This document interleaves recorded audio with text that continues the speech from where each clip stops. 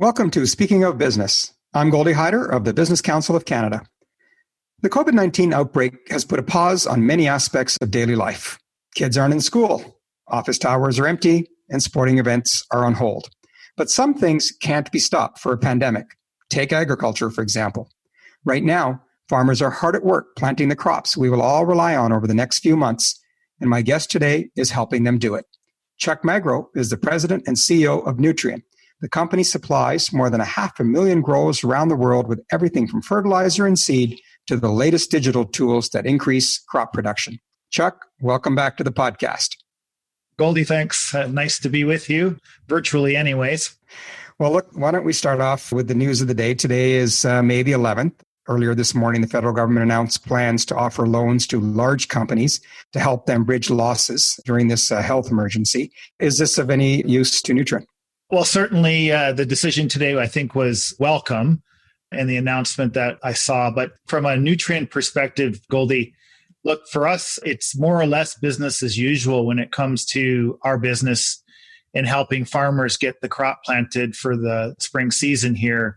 So our business is actually operating to plan all of our operations from our mining to our nitrogen processing facilities in Alberta and around the world. Our full supply chain and then our retail business around the world is all fully operational. So the government program, as it was announced today, I think is good for many businesses that need added support in this time of need. But for us right now, we wouldn't be one of those companies.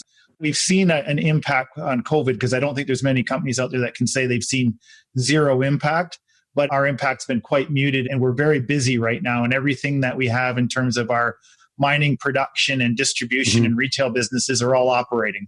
Well, let's talk about what's keeping you busy, but also the supply chain that you referenced, because I believe you are aware that in that supply chain, there's a number of companies that have experienced financial hardship, some of whom are your customers. What have you been able to do to help them bridge to the other side?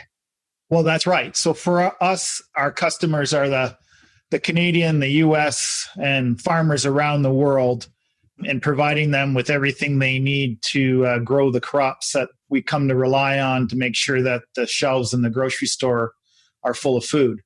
Nutrien, of course, also is a very big lender to farmers.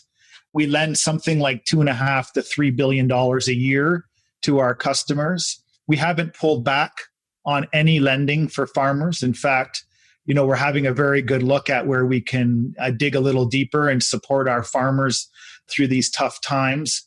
And that's really what our business model is built on, is to be there for farmers regardless of market conditions and to become a trusted advisor, a key partner for them. And lending farmers money is part of that. And we actually, last year, we launched a separate business unit. We call it Nutrien Finance. And that business is completely designed to lend financing to farmers so that they can buy our products and services and help them through the growing season. Well, that's great. Now, of course, you mentioned, the business is an essential business and therefore your workers are deemed essential workers. What are you able to do to keep them safe during this crisis?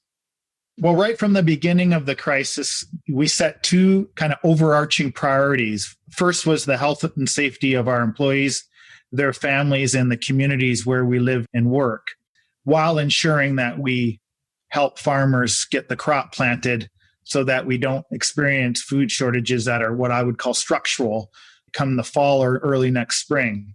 And so everything that we've done in the last 2.5 months now has been focused on those two priorities. And really, when it comes down to what we've done with our people, so we've got 25,000 employees worldwide, 8 to 10,000 in Canada. And we were one of the first companies to move to a work from home mode. We did it before the government orders. Thank goodness we did that. Now we've got about 8,000 of those 25,000 employees working from home. And that keeps them safe, but it also keeps the ones that can't work from home.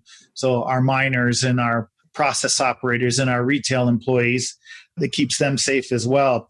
But we've done everything that we can imagine. We've restricted access, of course, to all of our facilities. We've made physical modifications to our lunchrooms, our control rooms, even the elevators for the potash mines. You can imagine that's a 1 kilometer journey downward that takes 10 to 12 minutes. We've had to kind of reorient how we get people underground now to mine, and the elevator was an important piece of that.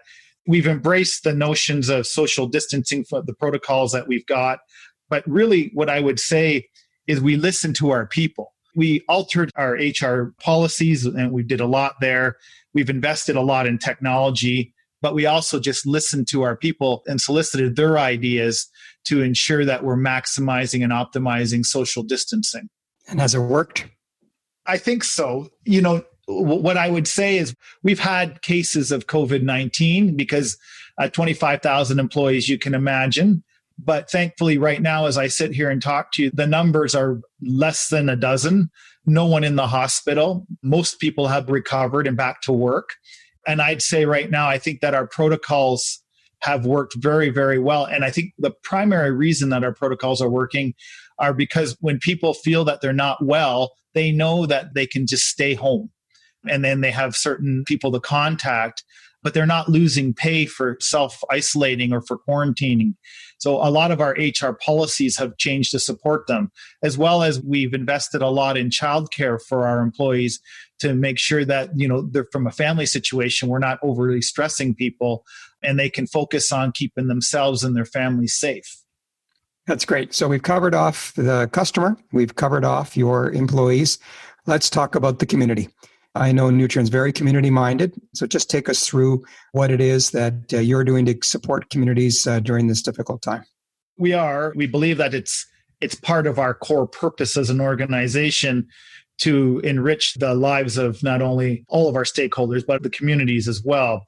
So we've tried to do basically what I would say everything we can to ensure that we're taking care of each other.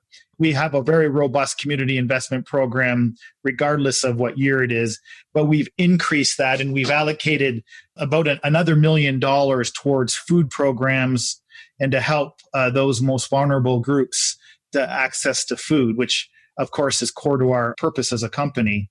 But we've also, of course, donated essential protective equipment like the Tyvek suits and masks, but we've also donated a lot of computer equipment and even donated our IT people's time to help some of our nonprofit partners get up and running in a digital manner to help them stay safe. And then in some of our manufacturing facilities, we've adjusted our manufacturing processes to make hand sanitizer where we could, and we're giving that away to our community partners. And then from an education perspective, Nutrien has several online agricultural education programs that we've made available to, literally hundreds of schools to help with the online learning and from a science perspective and an ag science perspective. And that's had a really good uptake as well. I'm very pleased with what we've done. We're always looking for new ways to step up and help our community partners. We've always had a robust matching program from an employee contribution perspective, but we've also increased the number of paid days that our employees can take off to volunteer to help out communities. And for us right now, that's 5 paid days that we've increased so that our employees can step up and help in the communities and not lose any wage or salaries. That's terrific. Those are great examples of real leadership on your part. Now, look, Chuck, I know you to be very future focused. And as you know, part of our podcast is looking at leadership. I'm wondering, what are you learning now that will inform your decisions and your business in the months and years to come as you navigate this crisis? Yeah, there's lots of learnings. I think there's going to be literally dozens of books written on this for us. So I think one of my biggest takeaways is probably a little bit bigger than just kind of the crisis and the business and nutrients, what we did well and what we didn't do so well. I don't think I've changed my leadership style much, Goldie. Of course, in a crisis, you lead slightly differently. But what I've been just most, humbled by is the overarching power of the human spirit. In just a few short weeks, almost everything in our lives have changed. And I've just witnessed people really stepping up and rising to the challenge. And from a Nutrien perspective, I've seen our employees just step up their creativity, their caring, the reinforcement and focus and commitment that they've always had to keep each other, our customers, and our communities safe. And I know that these people are worried about the future. They're frightened about what it could mean for them going forward, but I couldn't be more proud of what I've seen from our employees. And I think that what I'll take away from that is that companies that are good companies, and I I'm involved with a lot of Canadian companies, just seeing it's not just Nutrien.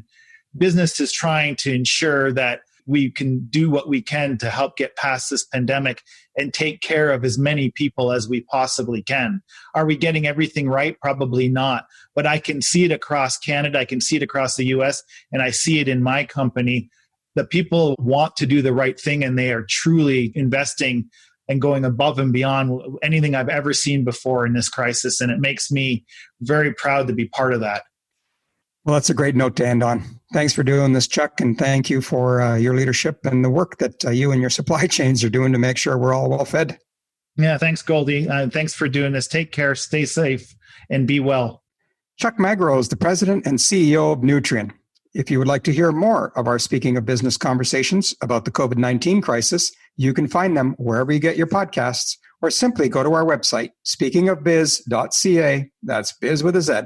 Until next time, I'm Goldie Hyder. Thanks for joining us.